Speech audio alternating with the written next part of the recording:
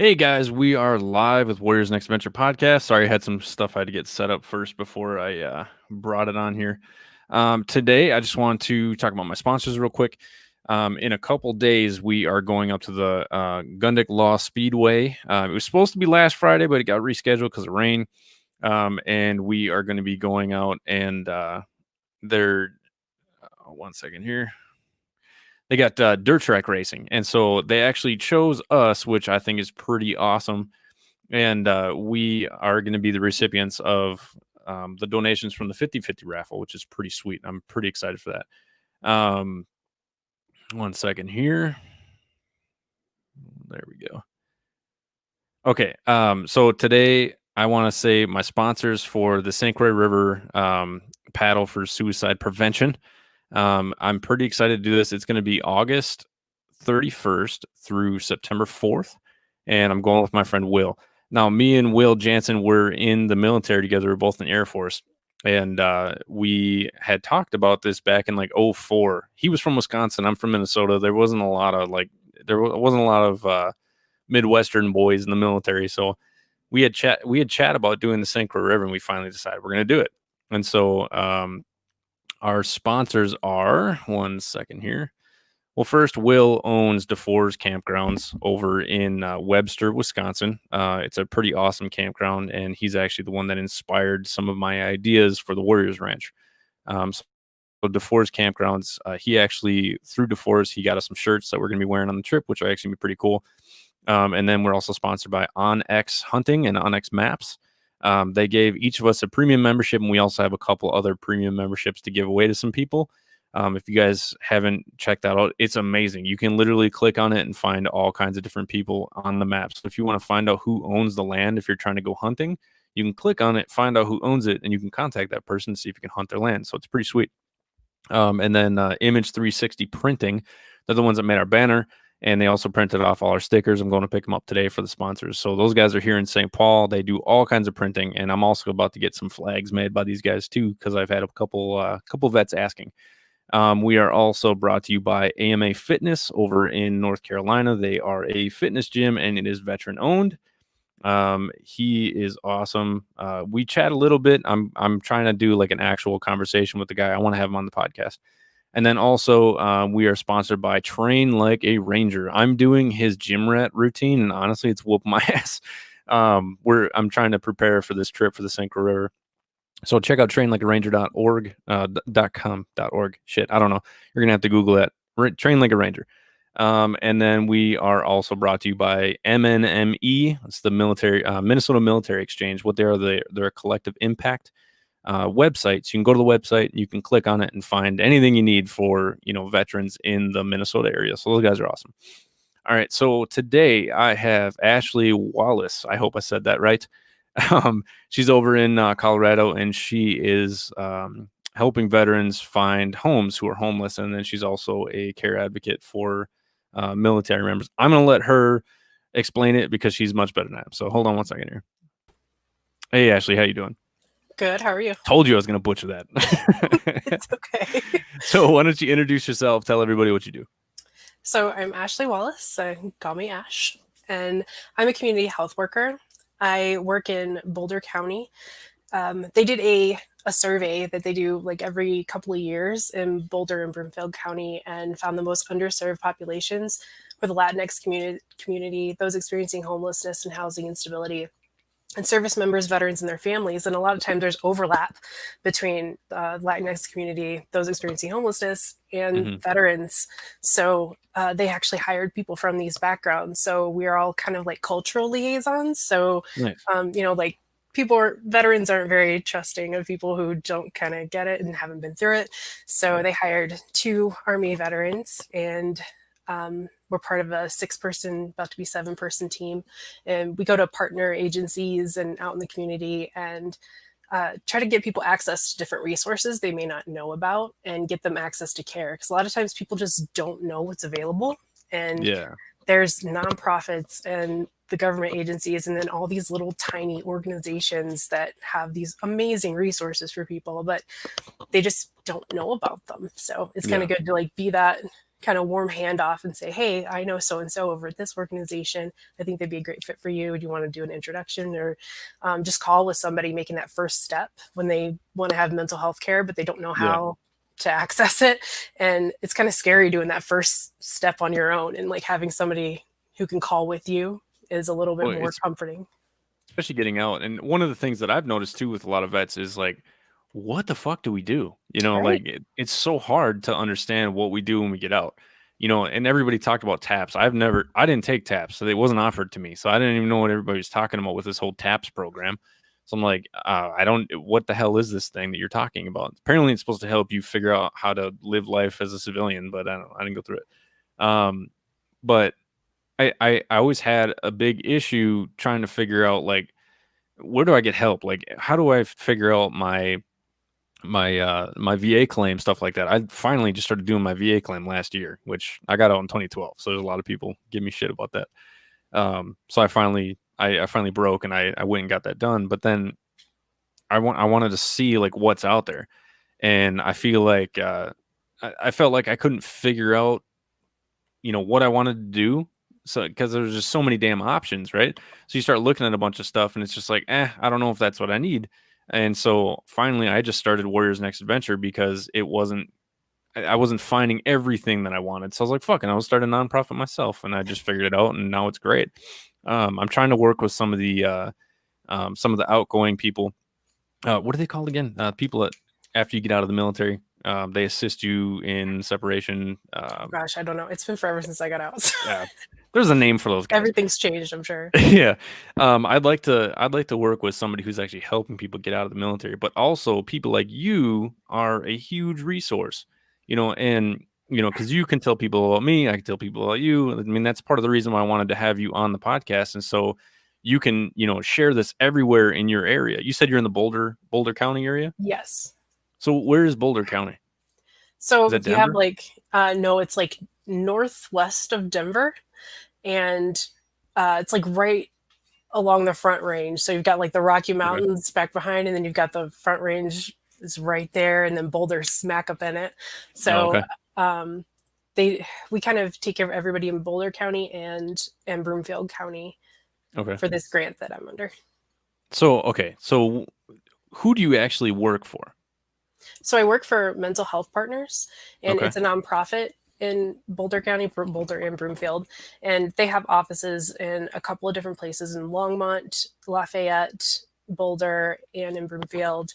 And they received a grant to build this program. So we're kind of like the first for like the trial program, and we did really well building it. So we actually got a grant for a COVID crisis team that's going to Nice. actually focus more on like getting up in the mountains. And I'm kind Oh, of cool. excited about that happening because I know there's a lot of veterans up there that we I haven't wish been I would able to have get access known you to. guys.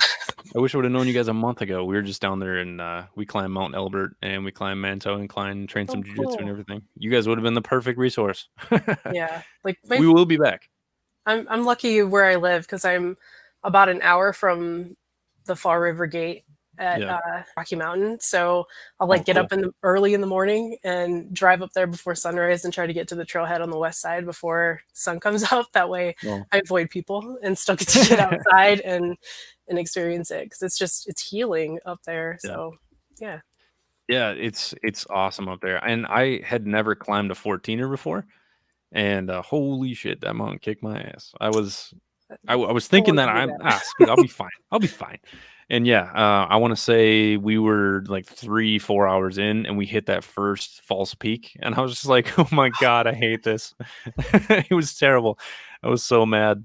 But it was nice to finally get up there. And I had wanted to climb that mountain for so long. But I didn't want to do it alone. And so finally when Warriors Next Adventure came around, I was like, you know what? We're gonna climb fucking mountains. And everyone's like, no, you're not. That's Oh stupid. yeah. Like who would want to do that?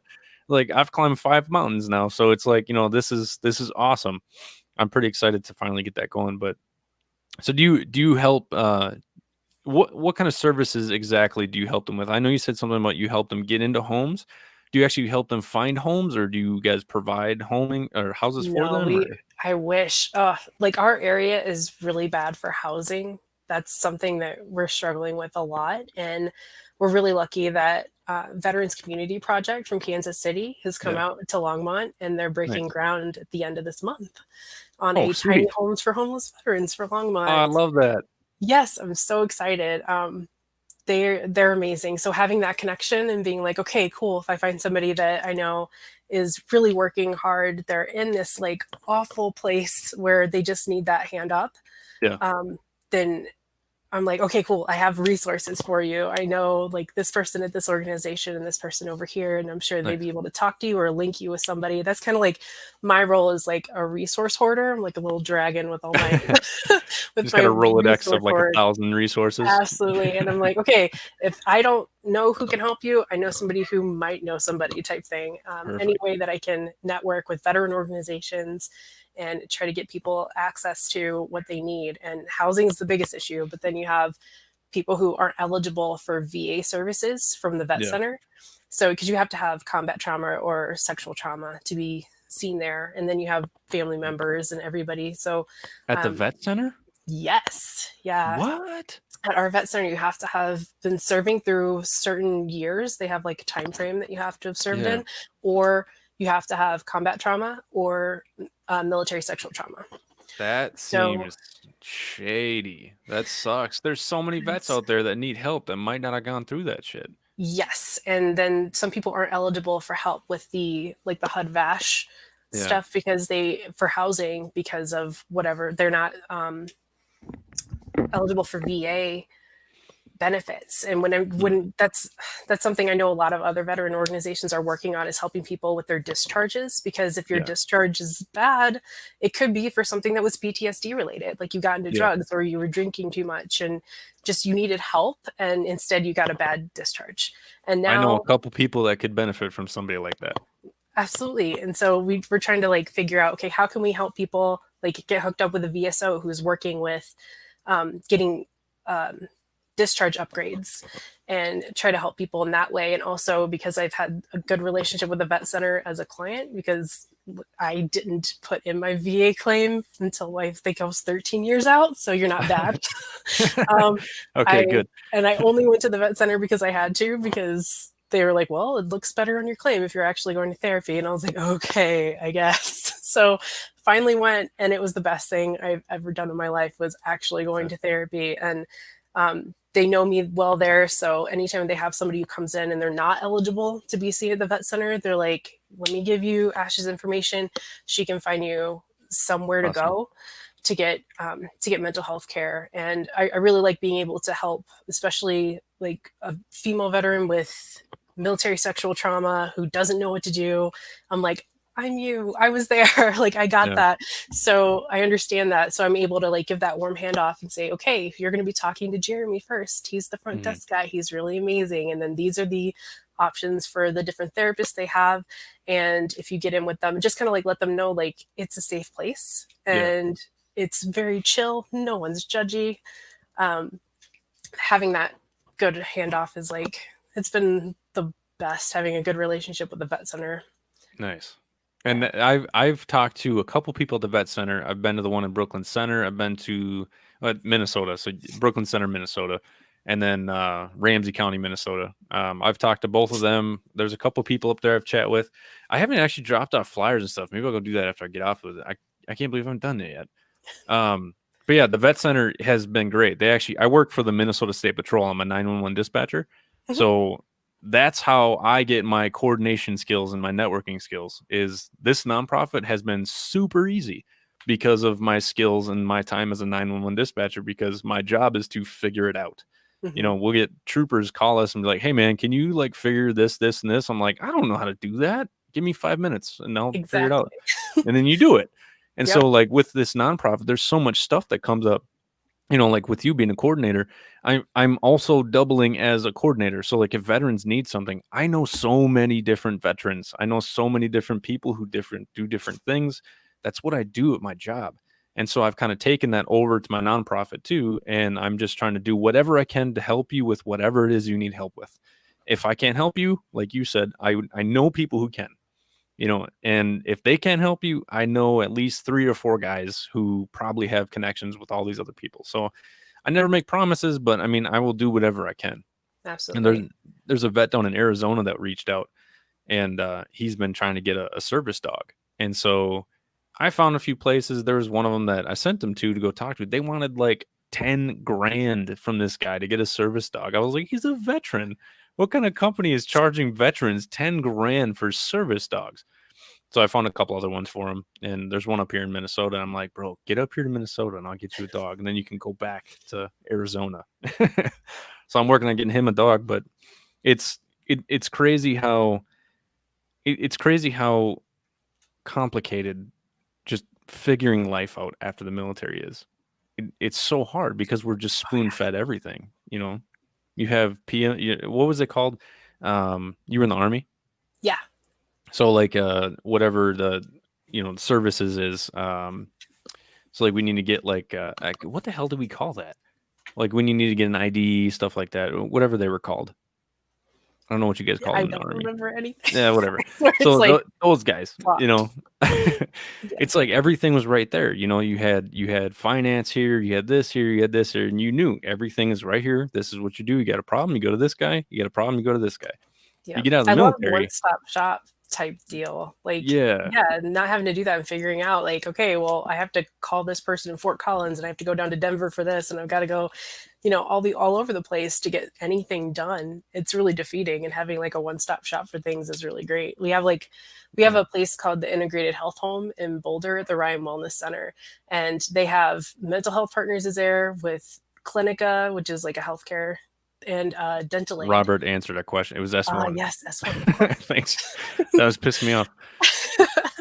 But yeah, it's like all in one place, and you have like that's enrollment play, like it's just anything that you really need to get the care team involved, and it's just I'm like, oh, thank you for having that. Any place you can get that done, especially with government stuff, anything dealing Yeah. with the county. We have one in Longmont too. It's called the hub because it's just all the stuff is on one building, and I'm like, thank Nice. you. Like it needs to happen more often in That places. needs to Like, be in every state, hmm and then every town needs that. Like just put everything in one hell building yeah. so we know where it is, know where to go. And if Well, you don't have to like drive like 50 miles to go to a different place, if you're in the wrong place, you go down the hall. So yeah, exactly. That would make things so much. So, one of my sponsors, I shout out to Galen Miller and Allison and Tiffany. There's so many different people that have been great to me. And Minnesota Military Exchange, what they are is they're a separate nonprofit, but what they're literally taking every single veteran service and they're putting it on one website. And they're doing it in sections and labels. So they're doing like fitness, they're doing mental health. So I think I fall under fitness and mental health because I help with like weight loss, but we do jujitsu and climb mountains and all kinds of shit too.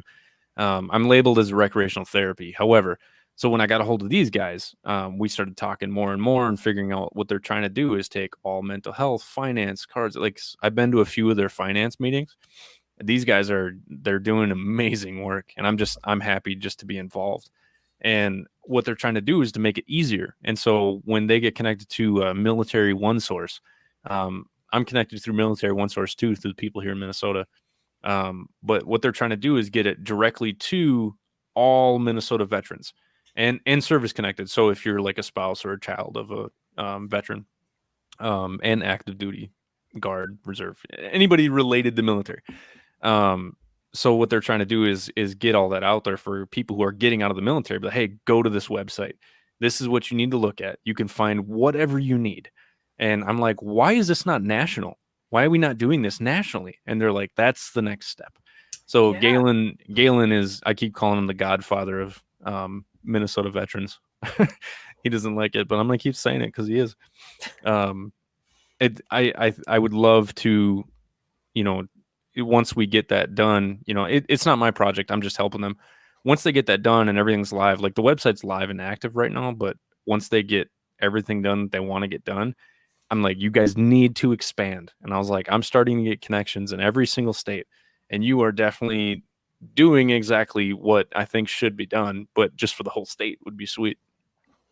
Yeah, it'd be great. I love seeing people who are like networking together to get Hmm. things done instead of trying to be these like insular units and they're like Yeah, fighting for dollars and they're just trying to yeah, stay to themselves. But being I able to hate like that. jump in on a like a VA peer support call and type in the chat box and be like, hey, I'd really love to start like a coffee video virtual thing for women veterans and then another Hmm. one for spouses.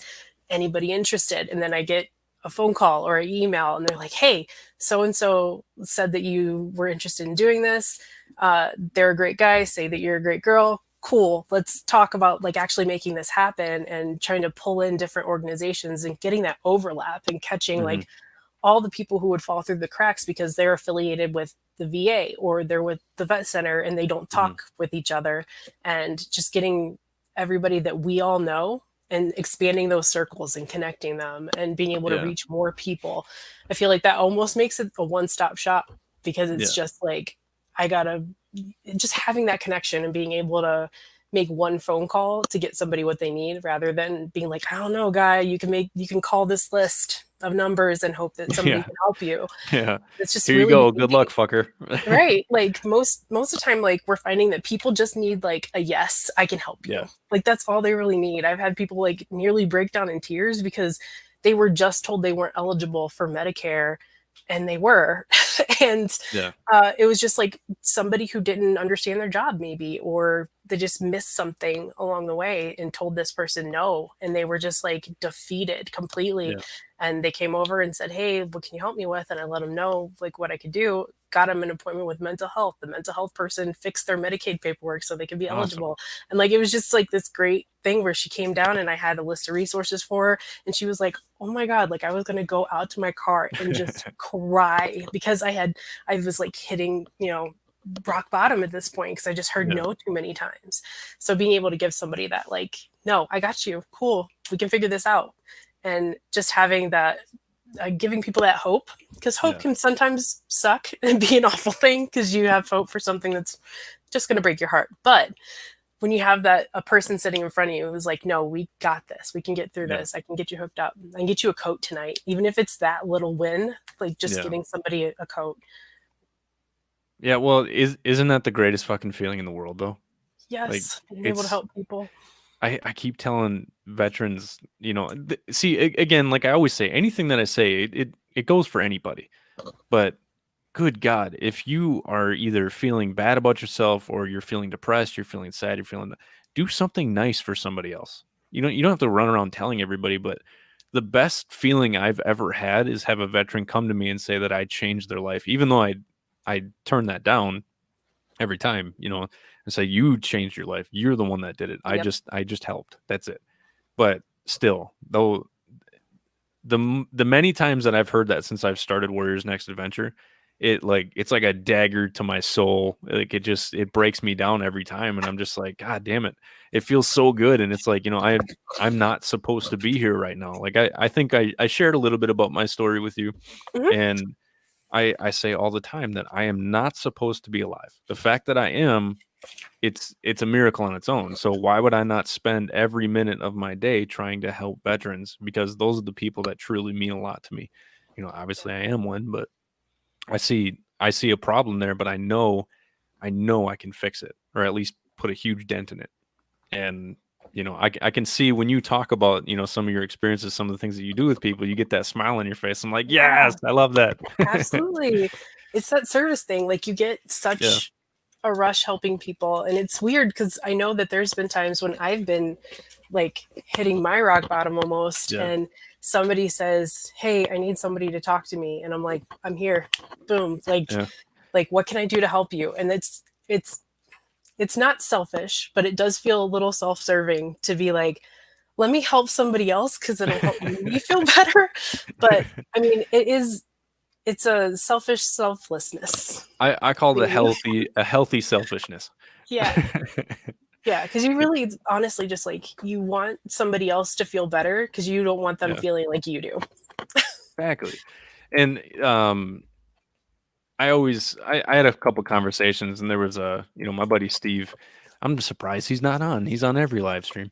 Um Steve is starting a nonprofit down in Florida, and the waves this guy is making is just fucking insane. Like I pretty much kicked him off the ledge, and he went running full stride. But we were talking one day, and he was asking me, "Why do you do what you do?" And I think about like this. I've been at that point of deep depression and sadness and suicidal tendencies, and I actually, I made the choice to pull the trigger, and it didn't happen.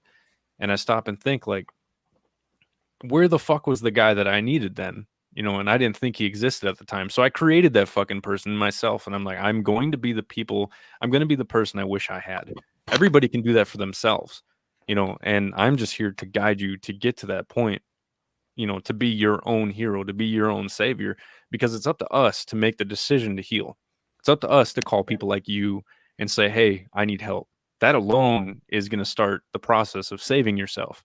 But veterans, you got to reach out, man. So You got yeah, to. I was just asking the guys at the Northern Colorado Veteran Resource Center.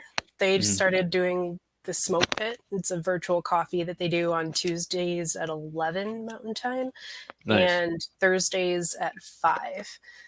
And I was just like, man, like, how do we reach the veterans that are falling through the cracks? How do we reach these guys who don't want to be reached? Mhm. Because a lot of people, I mean, there's so many layers to it because you have people like me who didn't identify as a veteran because of many things. It's like, yes, I was a veteran, but I'm a woman. And I was not, I didn't deploy. And I have PTSD, but not from combat trauma.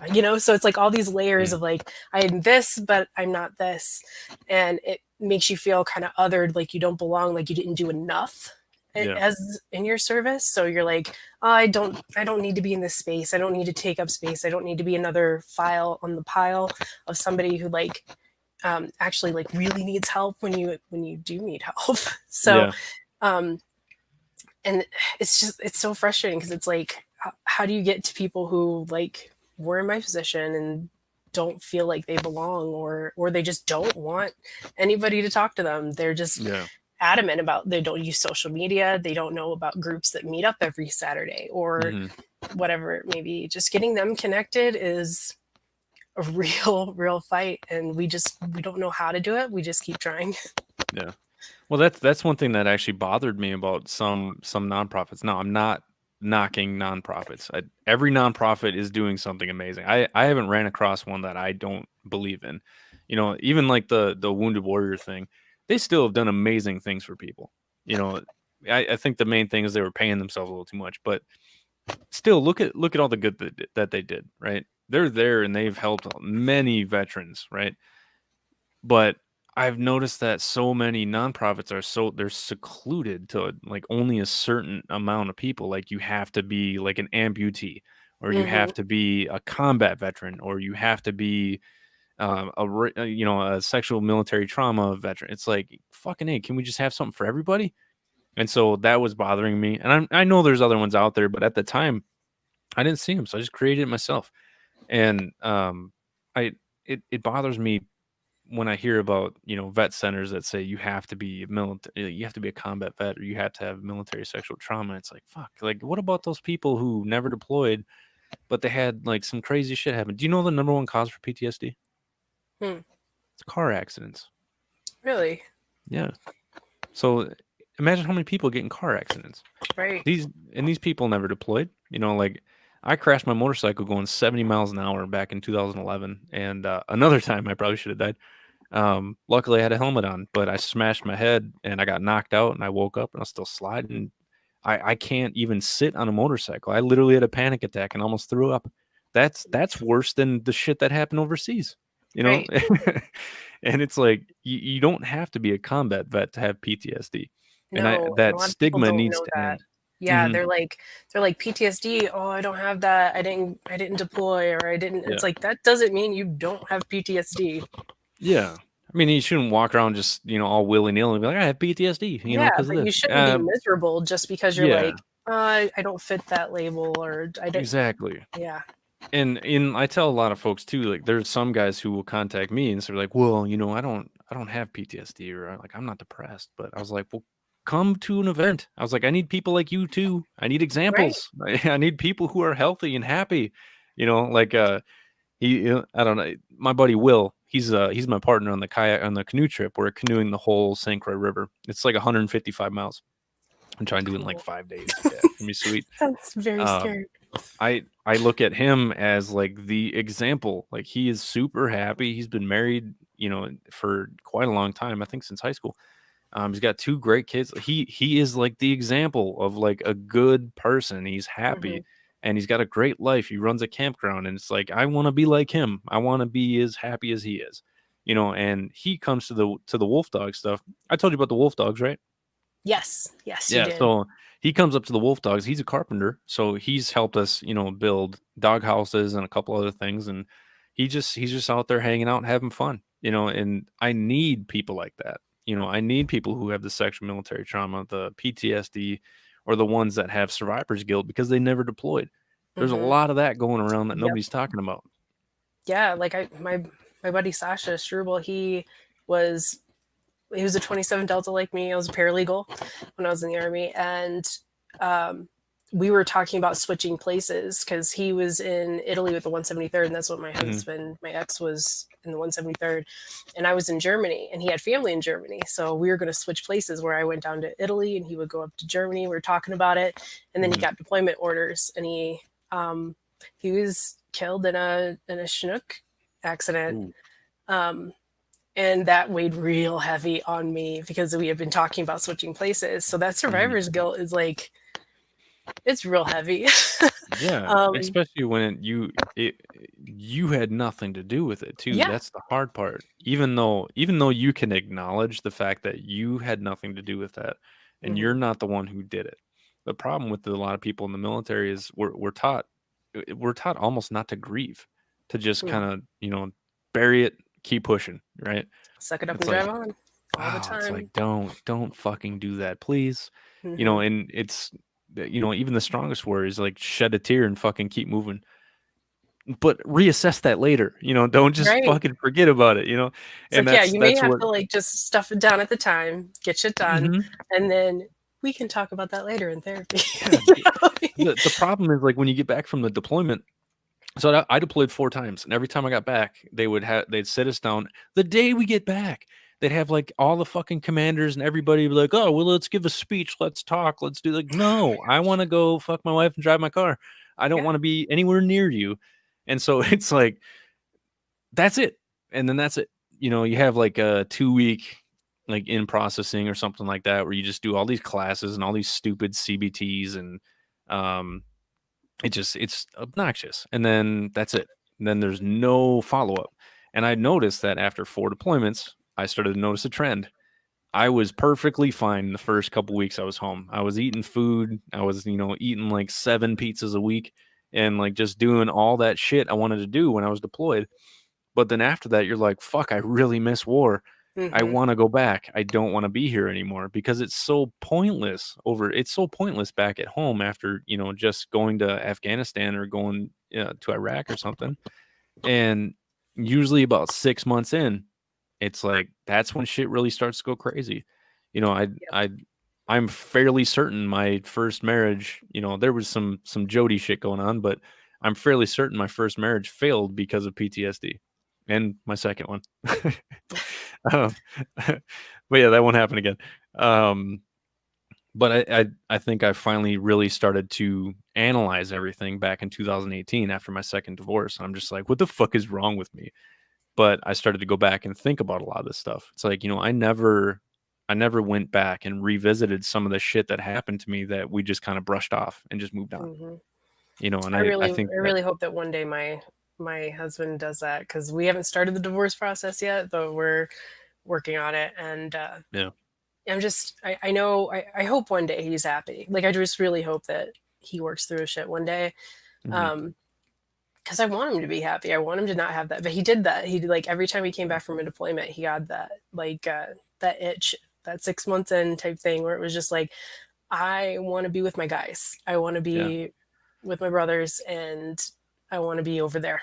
And I Oh hate yeah. saying it because it's like, I miss you and the kids, but I need to be somewhere else. And Yeah. yeah, it's I rough. volunteered for all 4 of my deployments, and I was married. I didn't wanna be home. I didn't wanna be Mhm. around her. Me and her didn't really get along well.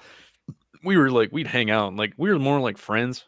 It was never really a good marriage. We got 2 kids together and everything like that, but I did not want to be home like ever. I always wanted to deploy, and that obviously had a lot to do with it, you know.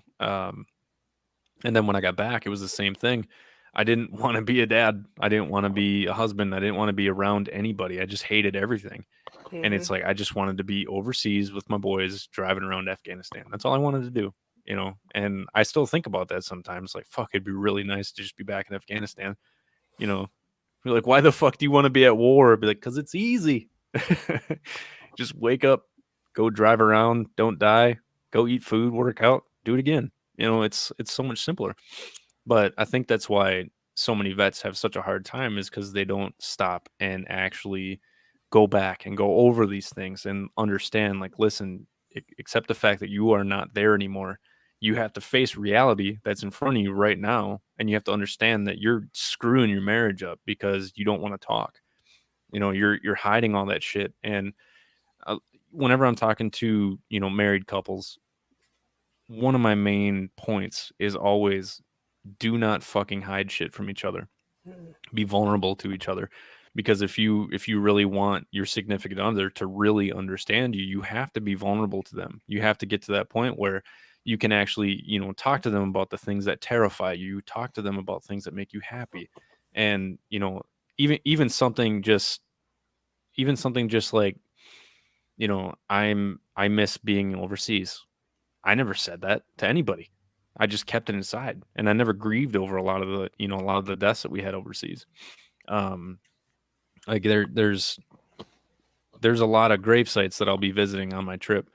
I'm doing a 50-day tour around the United States. I'm filming a documentary called PTSD versus Jiu-Jitsu, and I'm actually stopping at the pilots who were shot down from Fox 57 in Afghanistan 2012. I'm gonna go see their grave sites, and then Michael was actually the soldier whose hand I held while he died. He shot himself underneath the chin, um, and he was still alive when I walked in the door, and he died while I was holding his hand, and that fucked me up for years. I But I bet. never talked about it, Mm. and never told my wife about it, never told most people about it. But after that is when I started working with my troops. You know, because I was an E4 mafia for like like 4.5 years because I kept getting in trouble. But they still gave me troops, and so I started working with some of my guys when they got back from deployments. And we go out and we go hiking. We go to this place called the Neuse River, and we like shoot guns and drink beer and fight each other, and, you know, do things we probably weren't supposed to. And I started realizing that brotherhood, that bond, is what Hmm. is really going to keep us together. Absolutely. I So, think that's what a lot of people miss when they get out of the military is they need that community. And maybe it's not therapy you need. Maybe you need to be working with your hands and creating something. mhm, You need to be um, I don't know, just going on a hike even, or just yeah, fucking around with the dudes in the woods, whatever it is that just makes you feel like, one, you're not alone. Two, you still mhm, have that brotherhood. Just because you're no longer in the military doesn't mean that you don't have that connection anymore. Because I know one yeah, of the things that I missed the most about, like, I had a weird transition from being enlisted to being a wife. And so mhm, I'd like go out drinking with the guys when I was in, and everything was cool. But then when I was like a wife and I was no longer in the military, it was hands off, like, it's nope, just we can't strange. talk dash anymore.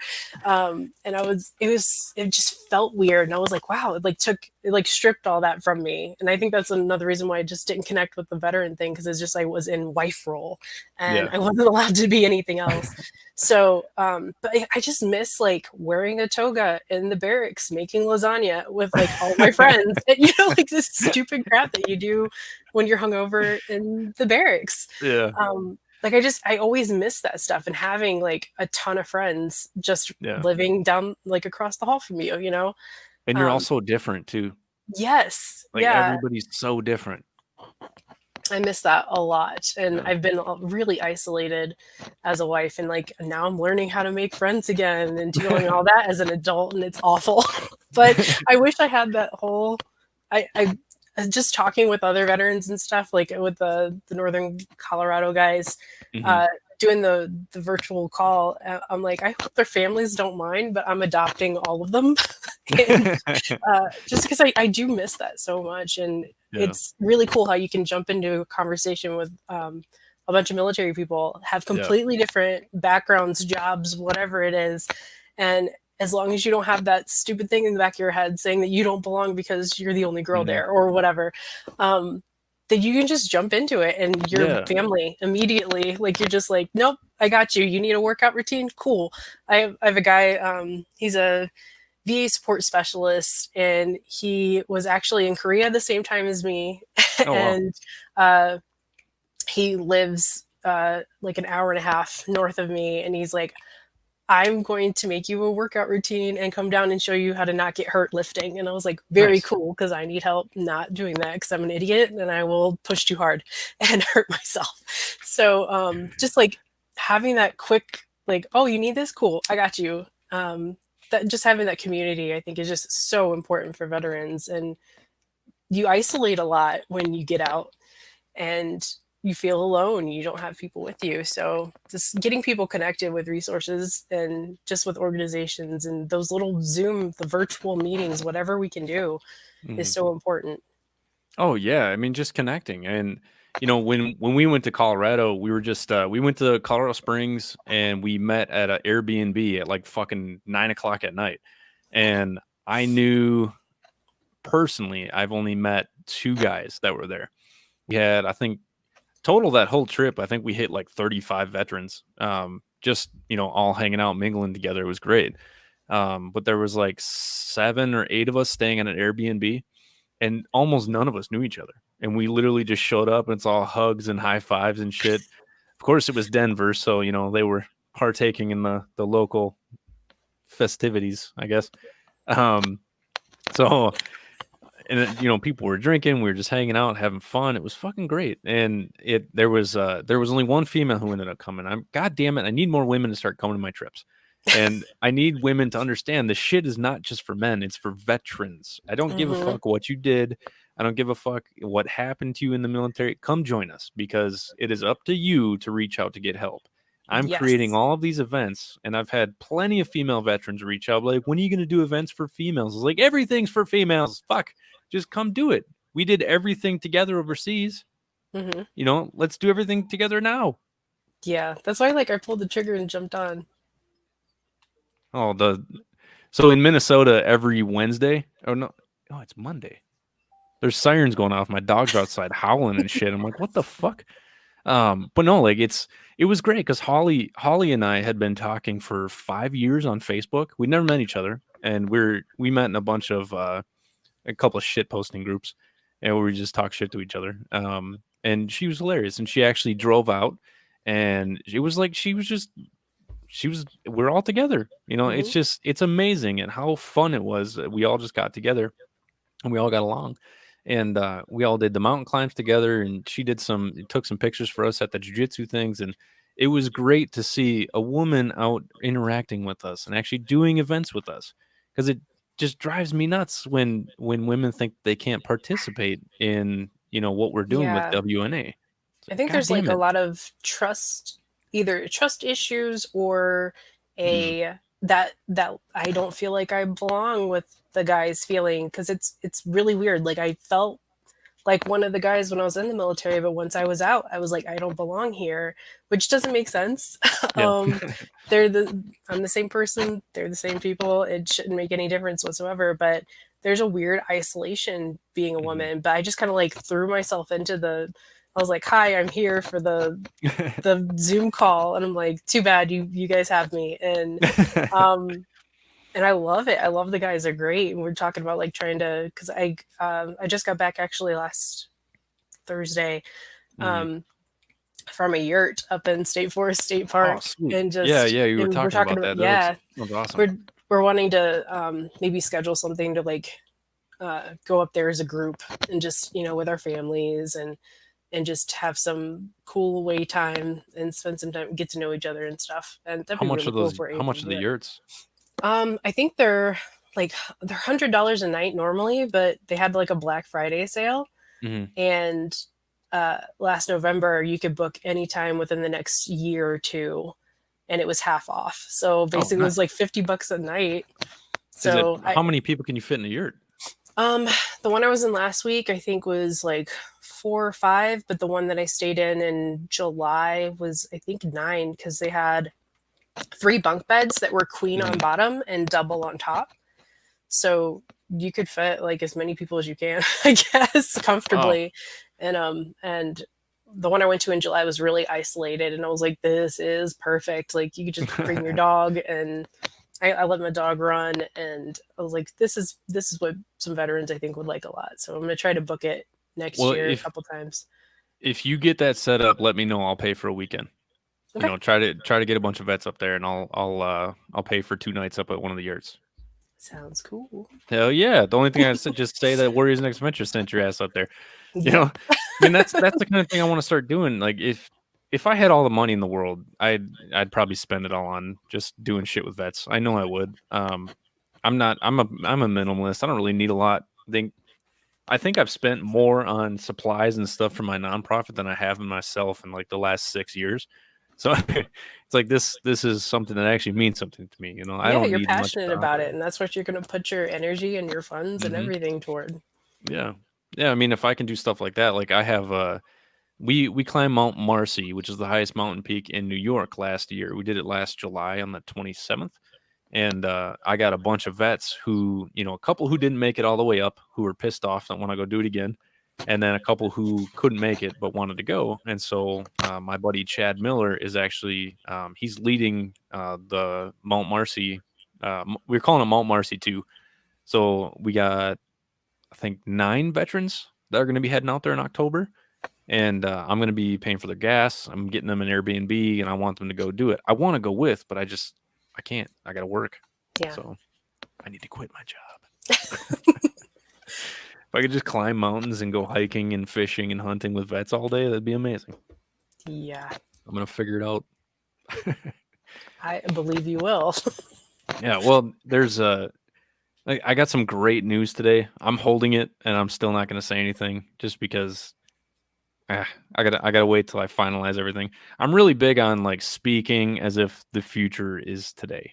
I put a Mhm. post on WNA earlier today talking about, I want to create a veterans retreat, and there's going to be a campground on there. The campground is going to fund the retreat, so WNA will pretty much be 100% self-sustainable. And I want to do it somewhere up north here in Minnesota, and I want to fly veterans in, like 5 veterans a week. But I want to make it a mental health healing retreat. But you're also going to learn a skill. So we'll have like all kinds of stuff, like woodworking, podcasting. I actually want to teach veterans how to podcast. Cool. I love doing it. I want every veteran to start a podcast because it's awesome. People will listen. Um, and then there's going to be like jujitsu match, Olympic weightlifting equipment. I'm actually getting my personal trainer certificate, so I can actually teach veterans how to properly work out if that's Cool. something that they're interested in. We'll also have like gardening, we'll have animals, all kinds of stuff, and things just keep falling into place. So it's kind of cool. But I got some great news about all that stuff, and Good. I'm kind of waiting. But I'm not gonna lie, I was bawling like a little bitch about 20 minutes before we got on the phone. It's gonna be good shit.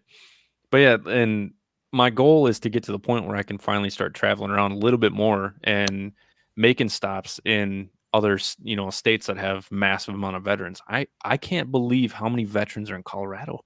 There are There's so so many. many. I Yeah. didn't really like clock it until I had my disabled veteran plates, and then I Mhm. noticed how many other ones I was noticing, Yeah. or like served in the Air Force or whatever, all those different license plates. I was like, damn, Mhm. there are a lot of people here who Yeah. served. Like, how do Or like now it's like, how do I Colorado get a hold Springs. of them?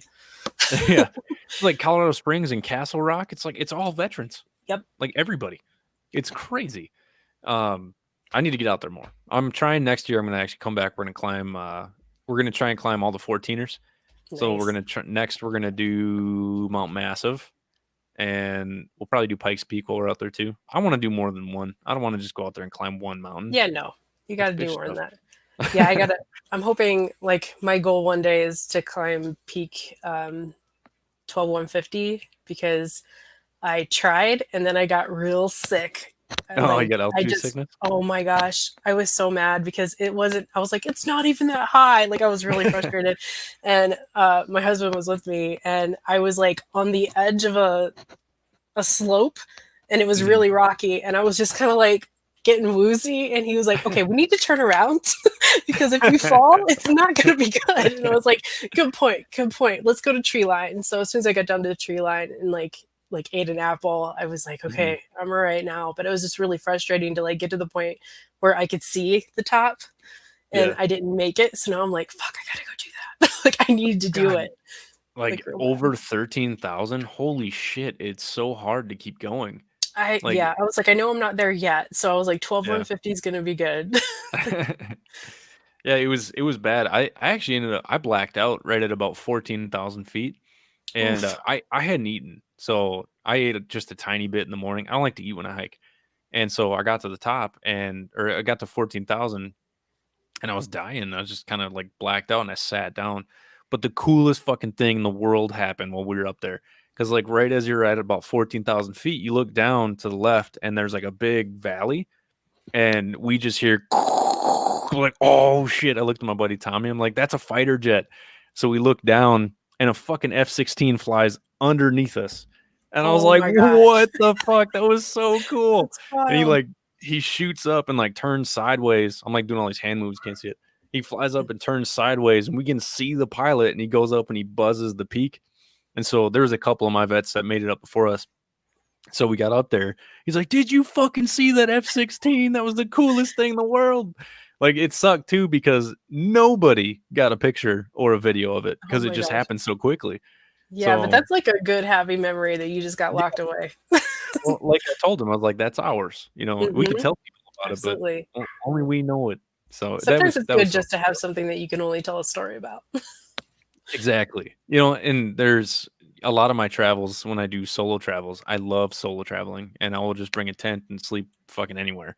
I went to Hawaii back in 2019, and there was a Australian couple. I stayed in Airbnb like my third night because I wanted to shower, and I was the stinky guy. And I walk in there, and there's two Australian people that were in there too. And so there was like 6 rooms or something. So we just came, we hung out, we drank some beer that night, ended up passing out, woke up in the morning, like, you want to go watch a surfing contest? I'm like, fuck yeah. And so we go out, I pack my stuff, we go out and we watch this surfing thing. And it was so cool. And we were just talking about Australia, and I learned so much. And I just got up, went to my car, and left. I don't like to give people my social media or tell them who I am. I just like to have Mhm. these great conversations and then just leave it there. You know, It's nice. it's, It's like you were saying about like hearing people's stories and stuff. I mhm. like meeting people and hearing their stories and that sort of thing. I'd love to do like a um it's really neat, Podcast. not a podcast. I don't think I'd be good at that at all. But I I'd love love to these. do like a writing workshop. I Nice. would absolutely love to do that because something that like got me into talking more and like feeling like I was a veteran was getting published in an anthology 2 years in a row, once for short fiction, but then the second time was actually I wrote this piece called Inconsequential, just talking about like identity and that transition from like um, being an army brat and enlisted Hmm. um, and then wife, because the army couldn't keep me straight. They would always ask like, "Oh, are you like calling me like by my last name?" They still have me as my maiden name when the VA sends me stuff. Like I can never get. They would have me like under my dad Nuts. when I would go into the doctor, and I'm like, no, no, I'm no longer his dependent. But it was just so weird how like that kind of like flowed in with my weird identity issue of like, who am I? Like what is going on? But like telling people and talking to people about my story, being open, kind of like got them to open up and talk more. And then at Writers Mhm. Workshop, she had Vietnam veterans who had never told their family anything, and they had written about their experience. And like just sharing, being able to share that little story that they had Yeah. um, was so freeing for them. And you could see how it almost was like a healing moment. And Yeah. I want to see more of that, and also just hear people's stories because I think they're so cool. Yeah. I'm doing something like on the side. It's for Warriors Next Adventure, and good God, am I slacking on it? But I'm doing it's called Stories from Vietnam. Mhm. So I'm finding Vietnam veterans who have amazing stories, and I'm pretty much doing a podcast, but I'm recording it, kind of like this, but I'm doing it in person, Mhm. and I want to make it like a little bit more intimate. But they're just sharing their stories, and it's just them talking about Vietnam and coming back home and getting into fights in the airports and shit. And I got 2 recorded so far. I need to get more, but for me, it's such a privilege to sit and listen to, you know, just listen to stories. I love that. I think that's what I love most about Warriors Next Adventure is the stories that I get to hear about people. Hmm. I'm a story collector. I love it. And it's something I really enjoy. And by the way, I have a blog on warriorsnextadventure.com. It's not mine. It's for any veteran who wants to write a blog. Oh, So okay. if you want to write a blog, you can submit it to me and I can actually upload it onto the website, and Don't tell that's me that. I'll do your it. I'm telling you I love it's writing. available. Yeah. I got Cool. another veteran writing a blog as well. Um, there's no time limits. There's no like I'll write a blog just, if I wake up in the morning and I have a good idea, I'll sit down and write that blog in like 5 minutes. I don't I will not release a blog like every week because I don't want to Hmm. put out shit. It has to Right. be good. Um, so like if you have an inkling you want to write a blog, just let me know. I'll upload it and I'll Cool. put you down as the author and everything. You own it. If you want to take it down, if I can take it down, it's yours. Yeah, But we that started blog, go ahead. we started a blog for the community health workers, Nice. and I was like, oh, awesome, cool. So I wrote a piece on um, a friend of mine I met through Common Defense was Michelle Delacchio is an artist, and she was actually part of Team Lioness, and she's so cool and her art's amazing. And I had this Hmm. opportunity to talk about like veteran trauma and art, and I was like, cool. So I got to write this piece on her, and the next one I'm Yeah. doing is isolation and veterans during COVID. Oh, And cool. um so yeah, like I love writing and talking to people about their experiences, and it's just so cool to be able to like, and it's an honor too to have Hmm. people like share part of their story with you is such an honor, and I treasure that. And yeah, it's Yeah, just and I've told a lot of veterans too, like if they want their story told, but they don't want people to know who they are, but they mm, think that their story might help, they can always send it to me in an email and I will read it in a podcast and I will tell people their story. I won't tell them who it is. And if some people want to just get their story out there because it makes them feel better, but they feel alienated and they don't want people to know it's them. For the mhm, longest time, I didn't tell people I tried to kill myself. Nobody wants to right. say that. Nobody wants to admit that, Mm-mm. you know, but then when I finally owned it and I put it in my past, it doesn't have power over me anymore. And Yep. I started telling it. And like I told a lot of people, I'm a 911 dispatch for the state patrol, and the first time I ever told somebody that I tried to kill myself was I had a 911 phone call coming, and it was a girl who said she was going to kill herself, and so I'm just like, please don't. And so we started talking, and come to find out, she was a female veteran. She served in the army, and she had sexual military trauma that she never told anybody about. And so she had told me something she's never told anybody. And she Hmm. was literally, I pulled her up on camera because we have access to all the cameras. And she was standing on a bridge. And I got my troopers there and I told them, just hold off, just wait, let me talk to her. I'm going to get her down. And I finally told her, I was like, listen, I know how you feel because I've been in your situation before. I was like, in 2015, I actually decided my life wasn't worth living and I pulled the trigger on myself. I was like, but the gun didn't go off. Who knows? Maybe it didn't go off because I'm supposed to be here right now with you, talking you off this bridge. You know, there's more to life than that. And so it's like I still get emotional when I talk about it, but like that was so freeing. The reason why I get emotional when I tell that story, it's because not the fact that I tried to kill myself, but that in that moment right there on that phone call, just spontaneously telling another veteran, listen, I've been where you've been Hmm. and I'm here for a reason. Maybe it's to save you. I don't know. And she got down, and that was like that was the best fucking experience of my life, and it was Yeah. because I was helping another veteran. So um I try not to cry on this shit, but hey, I'm so connected with emotions these days. It just happens. Um but yeah, telling your story is so freeing and it can literally release so many fucking demons that so Oh many yeah. of us have. And so I'm I've like, gotten so many messages like, hey, I'm like, thank you for talking, like speaking out about sexual trauma and stuff. And yeah. um it just, those private messages of people saying like, I can't talk to anybody about this, but can I talk to you? And just being Hmm. there to listen, because sometimes people just need you to hear their story, and they just need to tell somebody, and to get that heaviness off of them, and being able to share that load a little bit, I think is just all some people need. And again, that's why I think we really need community. Hmm. We just need people to listen and people to understand. So sharing your stories Yeah. is so important, but some people just, they can't, and that's fine. Like if they just can't, but That's having also people who why are I open to offer my listen. blog and my podcast to people. If Mm, people want to tell their story, send me an email.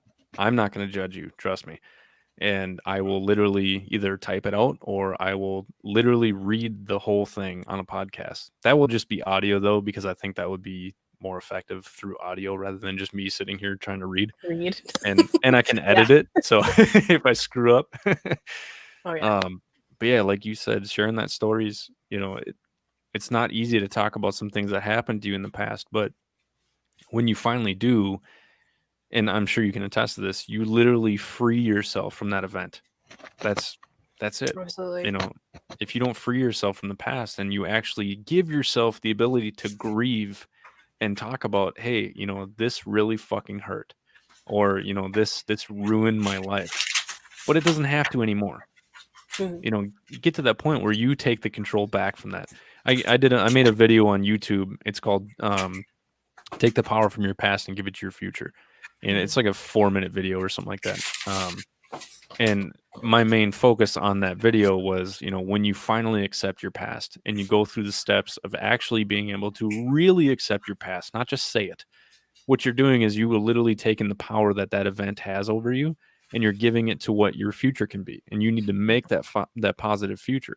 And like I always say, you should be your hero 5 years from now. 2015, I put a gun to my head. 2020, that was 5 years ago, and I've completely turned my life around. It's because I wanted to be that person that I needed back then. I think anybody can do that to themselves. Yeah. Like I can't even recognize me 5 years ago.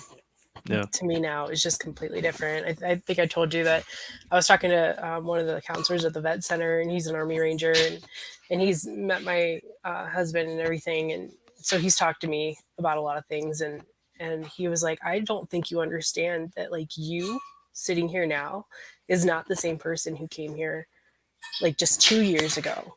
You've changed so much. Like I can't Mhm. imagine what you're going to be able to do, because you've done the work and you've put in the effort. You've showed up even on days where you were like, in a hoodie, hadn't showered in 4 days, and we're like just bottoming out. You still Yeah. showed up, and that really, like, I didn't have that perspective because you don't see yourself very well. I don't think, Mhm. like when you see yourself every day, you don't really pay attention, but you really need to like look back and go, holy shit, I've been able to accomplish, this and this that I never would have been able to do Yeah. before I started getting help. And just taking and giving yourself those wins Mhm. really makes a difference. Yeah, and just showing up, like you said, just show up. That's it. Hmm. If you're a vet out there and you are either struggling or you feel like you need something more, just look at there's so many nonprofits out there. If you're listening to this right now and you feel like there aren't, send me a message. Send Ashley a message. Talk to somebody. You reach out. You are the one that needs to be control of your healing, adventure or past, whatever you want to call it. You are 100% in control of your life. I always say you you can't always control what happens to you, but you can always control your reaction. Sometimes your reaction needs to be to reach out for help. Not everybody can do this shit on their own. I got to that point where I couldn't do it alone anymore, and I finally started reaching out to people and talking to people, and it seemed to be veterans were the ones who always that's who I gravitated to. So if that's who you gravitate to, do it. But just gravitate to something. Don't just give up. Don't quit. It's that's the hardest thing in the world is when you see somebody actively quitting and you're constantly reaching out and you're just like, "Hey man, just fucking listen to me Hmm. for 10 seconds." Understand that this is not the end. This does not your future is in your hands. You're the one that can create a positive future, but you have to fucking show up. Yeah, and if people are worried that, um, whoever's there, they're not going to care about me. people at these organizations are just as passionate about you as a person Mhm. as Nick and I are. Like Yeah. we love our veterans. We love everybody, but we really have a strong connection with our veterans, and we're here for Exactly. you. Like that is our passion, our job, and I hate seeing people go like, "Oh, they don't care." Well, Yeah. ask. We are here all the time. So, Yeah. And that's the hard thing too, is like we talked about earlier in the podcast, is like knowing where to look. mhm. Just reach out to me, reach out to you. There's so many people out there. And just Google veteran nonprofit. I promise you there's one in your area. There has to There's be. so many. I didn't realize how many there were in Minnesota until I created mine. They're like, "Oh, have you heard of these guys?" I'm like, "Fuck, no." Have you heard of these guys? Shit, no. And so what I started doing was doing this, having those leaders of those podcast or those nonprofits on my podcast. So like I've literally, I think I've interviewed like 6 presidents and a couple VPs of different nonprofits and project leaders of nonprofits, because I want veterans to know they're out there. There are so Yep. many of them out there. And I got connected to Colorado because I got on Colorado veterans and the Colorado 14ers when I was going there, because I wanted to make sure the people in the veterans in Colorado knew that I was coming, and to show up. And so many of them reached out when I put up that. I think that's how we got connected too. I put a post Yep. out about veterans and podcasts. Okay, yeah, and like there's so many people in the Colorado area. If you're a veteran in Colorado and you can't find help, I doubt you looked, because it's Oh my it's gosh, there everywhere. are so many people. I have this great resource Airtable that I've been sharing with Sean Anderson from Veteran Community Project. Nice, Since I first found out they were coming out here, I was like, I'm putting everything in there. I've got like everybody's business cards, the contacts I have, like what nice. organizations, all the information, flyers, if there's like an event, and just compiling it and sharing it with him and anybody else who needs like Colorado veteran resources, because it's just there are so many Hmm. options. Oh yeah, And I'm yeah. hearing about Even in new ones all the time. Like I had no idea about the wolf dog place that you yeah, were the telling me about. Mattersville. Yes, that was Yeah, so I've heard a cool. lot about Mattersville, and you can actually, it's like, I think it's a place for veterans, and they can actually live there in turn for like some work. You Mhm. get to work for the wolves and everything like that, but you get to play with wolves. I think that's totally worth That's it. cool. Sounds amazing. I want to go. I'm trying to do something with them. I think eventually I'm going to reach out. And recently, I don't know if you know who Anna Yellen is. I don't think You ever so. heard of her? She works at what the heck is it called? You'll have to tune in next Monday. I can't remember. I have the wrong email here. Anyway, I will find her info, but she works at there's a place. Wow, what's it called? This is the problem with TBIs. You tend to lose everything. Hyperbaric chamber. She works at an institute that does hyperbaric chambers for veterans in your area. Oh, cool. So yeah, so I can't remember what the name of the clinic that she works at, but just you should check out the podcast that I'm putting on next Wednesday. It's at 5:30. So even if you don't watch live afterwards, it'll be on my Facebook and YouTube. Okay. But you should connect with her as well, because it's free for veterans, I believe. But you have to like Perfect. dedicate. Yeah, you have to dedicate a certain amount of time. I think you have to stay there for like 2 weeks or something like that. Hmm. But you go into hyperbaric chambers, and what it's supposed to do is, like, even for TBIs, she's trying to talk me into going out there, which would probably help me. But it's supposed to like relieve the pressure from something to do with the blood flow. And I don't know. I'm not a doctor, obviously, but I'll connect you with her too. I think that would be a good resource for you. Awesome. Yeah, So, always love to find out about these.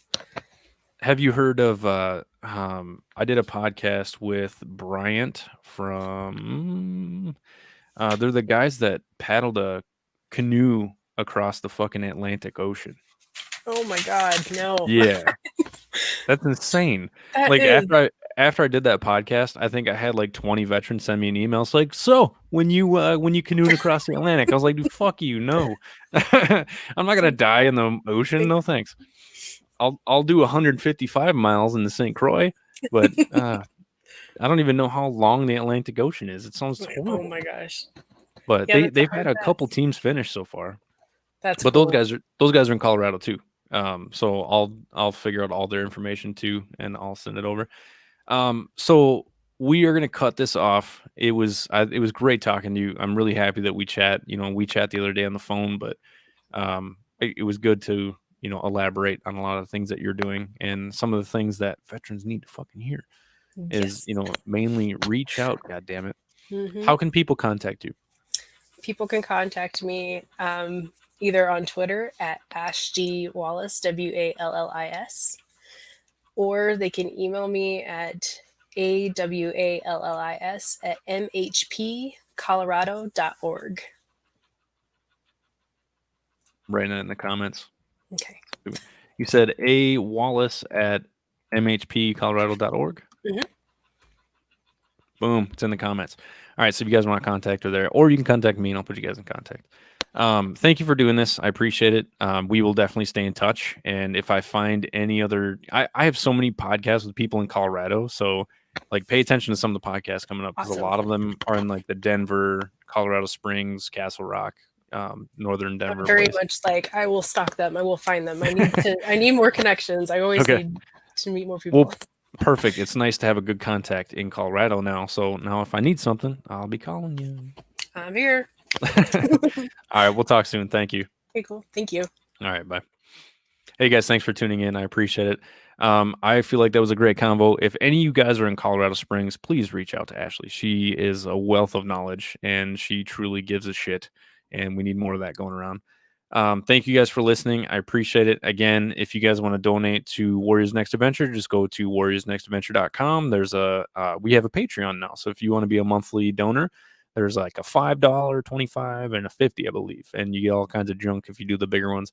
And I'll send you what I'll do is for the next like 3 people who sign up for the I think it's called the Ultimate Warrior Patreon, I will personally hand carve you one of my birch symbols that I do wood burning and I get bored sometimes. I don't really sell them. I just kind of make them and I give them to people. So go check that out. And then also we have the St. Croix River paddle for suicide prevention. It's on GoFundMe. All the information is on the GoFundMe. So if you type GoFundMe, St. Croix River Suicide Prevention Paddle, it's really long. I'm sorry. And I should have just made it an acronym, but that probably would just sound weird. But you can go there. We're trying to raise some funds. We have everything we need for the actual trip. However, we're using this to raise funds for suicide prevention and suicide awareness for veterans. Again, thank you guys for everything that you guys have done for Warriors Next Adventure. I could not do this without you guys. And again, we got some huge news coming soon. I can't really say anything yet, but definitely keep paying attention to WNA. Love you guys. We'll talk soon.